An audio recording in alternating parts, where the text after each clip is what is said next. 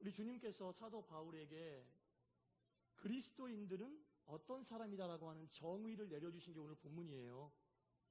예수님께서 바울에게 그리스도인이란 이런 사람이다라고 가르쳐 주신 게 오늘 본문이다라는 겁니다. 이제 제가 말씀을 드렸으니까 본문을 천천히 읽으면 이해가 되실 거예요. 자, 다시 읽겠습니다. 너희는 사도들과 선지자들의 터 위에 세우심을 입은 자라. 사도들과 선지자들의 터라고 하는 것은 사도들과 선지자들이 전한 말씀을 얘기하는 거예요.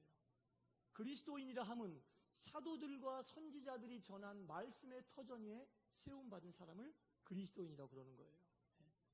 예수 믿는 사람은 예수님께서 선지자와 사도들을 통하여 전하게 하신 말씀을 듣고 그 말씀을 터로 삼아서 그 위에 세워진 사람들이 그리스도인이라는 겁니다. 그런데 그리스도인은 세웠다가 아니라 세우심을 받았다라고 이야기하니 스스로 선 게 아니라 하나님께서 세워주셨다는 얘기입니다. 예수님께서 세워주셨다는 얘기입니다. 자력으로는 설 수 없는데 말씀을 통하여 하나님께서 우리를 말씀의 터 위에 세워주셨다라는 겁니다. 우리가 먼저 하나님을 택한 것이 아니라 하나님이 먼저 우리를 택해서 당신의 귀한 말씀 위에 우리를 세워주셨다라는 겁니다. 더더욱이나 놀라운 것은 그 다음 구절인데요. 자, 그리스도 예수께서 친히 모퉁이 돌이 되셨다. 우리를 말씀의 터 위에 세우셨는데 터 위에 서려면 기초가 굉장히 중요하거든요. 기초가 굉장히 중요한데 그 기초를 모퉁이 돌이다 라고 표현하고 있습니다. 세상에 예수님보다 더 단단한 모퉁이 돌이 있겠습니까? 예수님보다 더 튼튼한 모퉁이 돌이 있겠습니까? 예수님보다 더 단단한 기초가 있겠습니까? 우리를 말씀의 터 위에 세워주신 만도 감사한데 흔들리지 말라고 가장 강력한 기초인 예수님께서 우리의 기초, 모퉁이 돌이 되어주셨다라는 겁니다. 예수님이 어떤 분이십니까? 죽음을 깨뜨리시고 다시 살아나셔 부활하시고 우리 가운데 항상 은혜로 충만히 채워주시는 그 예수님이 그리스도인들, 성도의 삶의 모퉁이 돌이다라는 겁니다. 여러분 확실하게 우리가 이해해야 되는 거예요. 모퉁이 돌이라고 하는 말은 많이 들어봤을 텐데 예수님이 교회의 모퉁이 돌이다, 성도의 삶의 모퉁이 돌이다 많이 들어봤을 텐데 이런 의미예요. 말씀의 터전 위에 세우신 그 성도들이 흔들리지 말라고 아주 강력한 기초인 예수님을 모퉁이 돌로 딱 잡아주셨으니까 성도는 말씀의 터전 위에만 서 있으면 흔들리지 않게 된다라는 겁니다. 황무지 땅을 그대로 두면 그 황무지 땅은 새로워지지 않습니다. 100년이 지나고 1000년이 지나도 황무지 땅은 절대로 새로워지지 않습니다. 그런데 어느 날 농부한 사람이 나타나서 황무지 땅을 개간하는 거예요. 열심히 개간하다 보면 이제 이 황무지 땅은 하루가 지날수록 변해요. 하루가 지날수록 새로워져요. 하루가 지날수록 바뀝니다. 조금씩이라도 바뀌게 되어 있어요. 황무지를 그대로 두면 절대로 시간이 지나도 자동으로 바뀌지 않지만 쟁기를 들고 호미를 들고 그 땅을 일구어내면 연장을 드는 순간 그때부터 하루가 지날 때마다 황무지가 점점 옥토로 변해지게 된다라는 겁니다. 새해에는 우리가 그냥 우리의 심령의 밭을 내버려 두지 말고 일구는 거예요. 바꾸는 거예요. 심령의 호미를 들고 심령의 쟁기를 들고 매일매일 그 땅을 일굴 때에 어제보다는 오늘이 새로운 모습으로 변화되고 오늘보다는 내일이 새로운 모습으로 변화되고 이게 하루하루를 새롭게 살아가는 성도의 모습이다라는 겁니다. 말씀의 터전 위에 예수님을 모퉁이 돌로 세워준 이 성도의 삶은 그래서 매일매일 새로워져야 되는 거예요. 그냥 내버려두고 그냥 있으면 10년이 지나고 100년이 지나고 신앙생활 기간이 길어도 변하지 않는다는 얘기죠. 일구고 가꾸는 일이 있어야지 조금씩이라도 변해지게 된다라는 겁니다. 그래서 성도들의 삶은요, 작년보다 올해가 새롭게 변화되고 올해보다는 내년이 새롭게 변화되는 거예요. 그게 정상적인 성도의 삶이다라는 겁니다. 내가 게으르게 땅을 그대로 두지만 않았더라면 땅은 조금씩이라도 개간이 되고 아주 조금씩이라도 시간이 지날수록 변화가 된다라는 겁니다. 그래서 우리가 새해에는 여러분 열심히 심령의 밭을 일구어서 매일매일 조금씩 변화하는 내년 연초보다는 연말이 돼서는 많이 변해져 있는 심령의 가치를 갖는 귀한 성도님들 되시기를 간절히 바랍니다. 네. 사도행전 10장에 보면 이런 이야기가 나옵니다. 유대인이었던 베드로가 이방인들과는 교제하면 안 되는 그 관례, 유대인들의 관습법을 깨고 이방인이었던 고넬료의 집에 가서 고넬료와 고넬료의 가족들을 복음을 전하고 세례를 주고 며칠을 머물면서 같이 먹고 자는 일을 행하는 거예요. 이건 상상할 수 없는 일입니다. 유대인들은 이방인들을 짐승 취급했습니다. 절대로 함께할 수 없는 사람들이라고 생각했는데 이 베드로가 이방인이었던 고넬료의 집에 가서 이런 일들을 한 거예요. 짐승에게 복음을 전하는 사람은 없잖아요.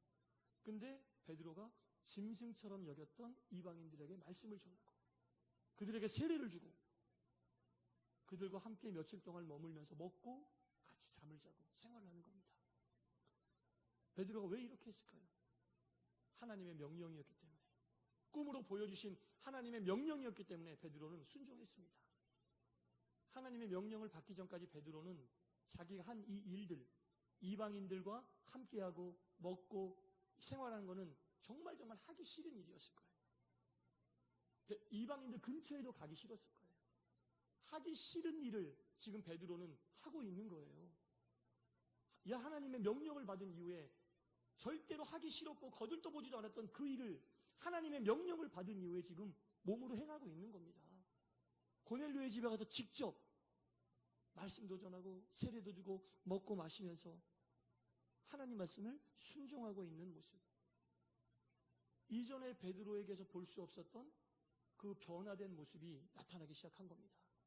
하나님의 명령, 하나님의 말씀을 듣고 순종하니 이전에는 정말 하기 싫었던 그 일도 기쁘게 감당할 수 있는 베드로의 삶의 변화된 모습을 사도행전 10장에 보면 우리가 알 수 있습니다. 정말 하기 싫은 일도 하나님의 명령, 하나님의 말씀을 쫓아서 이렇게 베드로가 이방인들에게 말씀을 전했을 때 그때부터 이방 선교의 물꼬가 트이게 됐어요. 기독교 역사상 엄청난 일입니다. 하기 싫었던 일을 말씀에 순종하여 했더니 기독교 역사상 엄청난 일을 베드로가 감당하게 되었다라는 겁니다. 결코 간과할 일이 아니라는 거죠. 우리가 하기 싫은 일이라도 하나님의 말씀을 쫓아 행한다면 그 일이 개인은 물론이고 여러분들의 가정과 우리 교회와 크게는 선교 사역에 어마어마한 일이 될 수도 있다라는 겁니다. 하나님의 말씀을 따를 때 변화가 되는 거예요. 하기 싫은 일을 감당하면서 조금씩 변화가 되고 성숙해지고 성장해지게 된다라는 겁니다. 근데 이 참 은혜로운 일을 마쳤는데 이 사역을 마치고 베드로가 시간이 됐다고 지금 59분이라고 사인을 주셨어요. 몇 초 남았습니까? 네? 10. 땡. 자, 할렐루야. 우리 다 같이 인사하겠습니다. 박수 칠까요? 박수 먼저. 옆에 분들과 인사하세요. 주님의 사랑으로 축복합니다. 새해에도 주님이 주시는 큰 축복이 여러분 모두에게 임하시기를 주님의 이름으로 간절히 축복합니다. 아멘. 감사합니다. 이 귀한 사역을 감당하고 베드로가 선교의 본거지였던 예루살렘으로 갔거든요. 이 엄청난 일을 했다는 이야기를 예루살렘에 있었던 사람들 다 들었을 텐데 베드로를 기다리고 있었던 것은 환영과 축복이 아니라 비난과 혹독한 비판이었습니다. 소위 예루살렘에 있었던 할레파 유대인이라고 하는 사람들이 있었어요. 유대교 정통적인 율법을 따르는 그런 사람들인데 베드로가 가이사랴에서 이방인이었던 고넬료와 하나님 말씀을 나누고 세례를 주고 며칠 동안 같이 먹고 생활을 했다고? 이 사람이 이거 안 되겠네? 베드로는 엄청난 일을 하고 온 거예요. 하나님 명령에 따라 이전까지 생각하지도 못했던 하기 싫었던 일을 하고 지금 어마어마하게 선교의 물꼬를 트고 왔는데 정작 선교의 본거지였던 선교의 본부였던 예루살렘에서는 베드로를 그렇게 생각하고 있었어요. 할레파 유대인들이 그렇게 생각하고 있었어요. 딱 돌아와 보니까 베드로를 엄청 비난하는 거예요. 어떻게 당신이 예루살렘 교회 최고 지도자 중에 한 사람인 당신이 어떻게 유대교의 율법을 어기고 이방인들과 그렇게 지낼 수가 있느냐? 사도행전 10장에 읽어보면 비난이라고 하는 단어가 나오는데 이 비난이라고 하는 단어의 뜻은 이거예요. 원래 헬라어 원어의 뜻은 이거예요. 어떤 목적을 지니고 집요하게 따지며 물고 늘어지는 행동이다.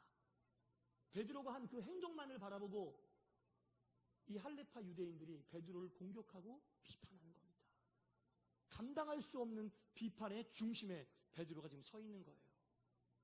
엄청난 일이 막 벌어질 것 같은 이런 상황이거든요. 내가 우리가 잘 알다시피 베드로는 어떤 성격을 가진 사람이냐면 굉장히 다혈질입니다.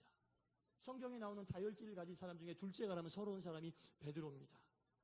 너무나 예수님께 마음에 드는 사람이어서 천국의 열쇠를 예수님이 베드로에게 준다고도 하셨는데 바로 얼마 뒤에 사탄아 물러가라라고 예수님께 질책받은 사람도 베드로입니다. 대제사장의 명령으로 사람들이 예수님을 잡으러 갈 때 급한 성격을 참지 못하고 칼을 들어 말고의 귀를 잘랐던 사람도 베드로입니다. 다시는 예수님을 부인하지 않고 예수님과 함께 하겠습니다라고 얘기했는데 그날 밤 닭이 울기 전에 예수님을 3번이나 부인한 사람도 베드로입니다. 닭소리를 듣고 눈물을 흘리며 회개한 사람도 베드로다라는 겁니다. 굉장히 다혈질이고 변덕스럽고 참지 못하는 성격을 가졌어요. 지금 베드로는 가이사랴에서 엄청난 선교의 물꼬를 트고 왔는데 예루살렘에 있는 할레파 유대인들이 자기를 비난하니 베드로의 성격상 어떻게 해야 정상입니까? 싸워야죠. 그들이 비난하면 나도 비난하고 그들이 싸우자고 달려들면 나도 싸우자고 달려들어야 됩니다. 그런데 지금 베드로는 이전의 베드로입니까? 변화받은 베드로입니까? 변화받은 베드로라는 얘기죠. 네. 하나님의 명령을 듣고 하기 싫었던 일을 기쁨으로 감당하고 이전에 전혀 느끼지 못했던 새로운 삶의 모습으로 하나님의 일을 감당하고 돌아온 베드로이기 때문에 사람들의 그 비난과 공격에 똑같이 대응하지 않았다는 겁니다. 변화되는 삶은 이런 거예요. 타고난 성품이 다혈질이고 변덕스럽고 참지 못해도 이전 같으면 정말 그 판을 엎어버렸을 거예요. 더 심하게 아마 그들을 비판하고 비난했을 겁니다. 베드로의 이전의 성격이었다면. 그러나 하나님의 명령에 순종하고 자신의 심령의 밭을 일구면서 하나님께서 주셨던 그 일, 이전에 하기 싫었던 일을 시작하면서부터 베드로의 마음속은 조금씩 변화되고 있었다라는 겁니다. 이건 엄청난 변화입니다, 여러분. 이렇게 마음의 밭을 일구어 갈 때, 하나님 말씀에 순종하여 주님이 원하시는 선한 일을 감당할 때 혹독한 비난 속에서도 똑같이 대응하지 않고 기가 막히게 베드로가 그들에게 대응을 하고 있습니다.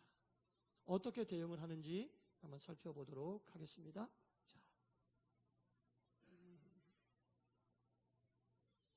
자, 몇 절에 사도행전에 있는데요. 자,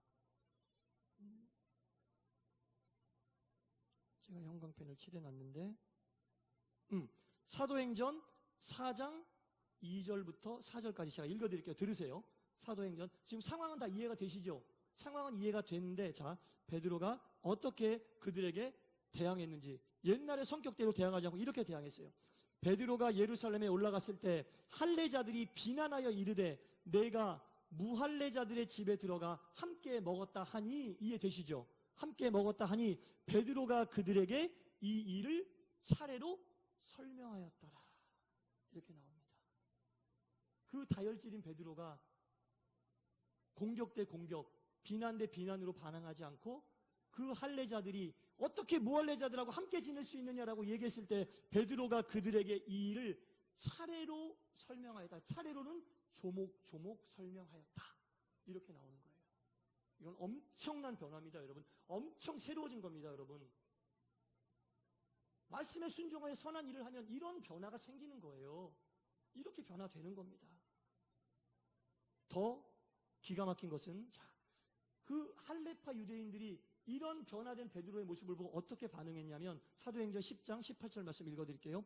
그들이 이 말을 듣고 잠잠하여 하나님께 영광을 돌려 이르되 그러면 하나님께서 이방인에게도 생명을 얻는 회개를 주셨도다.